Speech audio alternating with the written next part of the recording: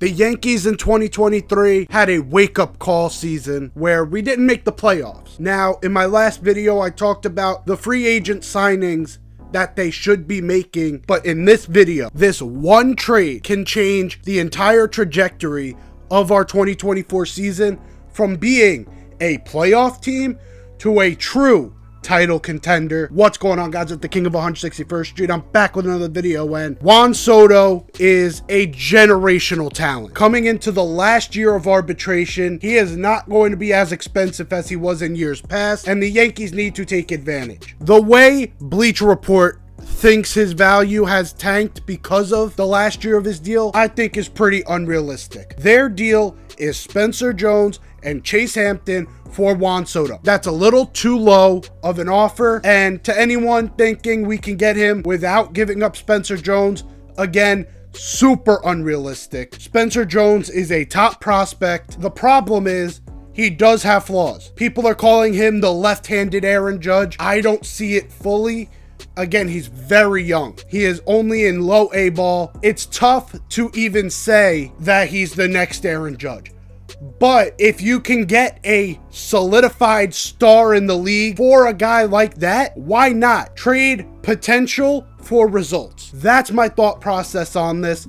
You gotta give Spencer Jones in this deal to make the Padres perk up. I don't see another world. And if Brian Cashman can pull it off without giving up Spencer Jones, give him the Medal of Honor. This man deserves every piece of credit in the world if he's able to pull that off. Bleacher Report saying Spencer Jones plus a pitching prospect is a little bit on the weaker side. What the Padres need are pitching and pitching prospects. That's something they've been lacking and something they are looking to improve on. My deal would be the Yankees get Juan Soto for Spencer Jones, Chase Hampton, Will Warren, and Clark Schmidt. Clark Schmidt last season was one of our better starters coming down the stretch. Only problem is, to me, that's his peak. That's where he will be for the rest of his career.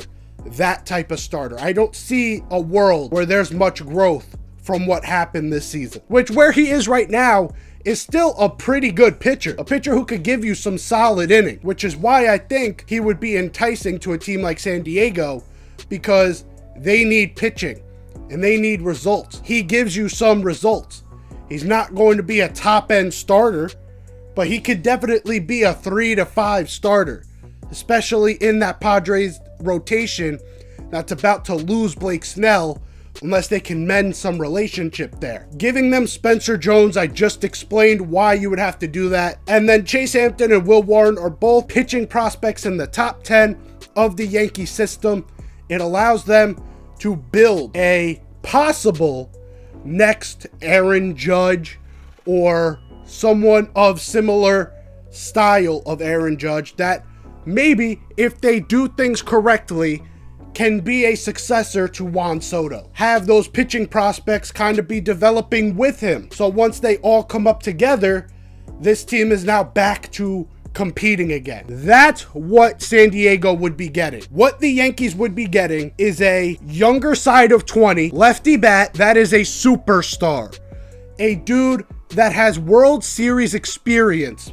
A lot of Yankees fans didn't want him and called him a little immature, too young. Well, the problem is he has the most experience in the postseason out of anyone. He's made it the furthest. He's won a championship as the number one guy in Washington.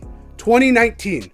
He was the number one guy there, and they won. He is a guy who can help the younger guys know what it takes to win. He is a guy who enjoys Yankee Stadium, seeing the amount of success that he has every time he plays us, and also fills that left field void that has been left for years now. Oswaldo, not really gonna cut it. He's more of a utility guy. Everson Pereira, he's a little bit too raw at the moment. Esteban Florial, still very raw. These are also guys you can consider throwing into the Juan Soto trade if you need to entice them even more, because these are guys with super high potential. This is the type of player that you want to throw every chip you can into this basket. If we do end up making this trade, there must be talks of an extension. You cannot be trading Spencer Jones, Chase Hampton, Will Warren, or whoever else you add in this trade and not be at least attempting to get an extension in that. They need to be building this team as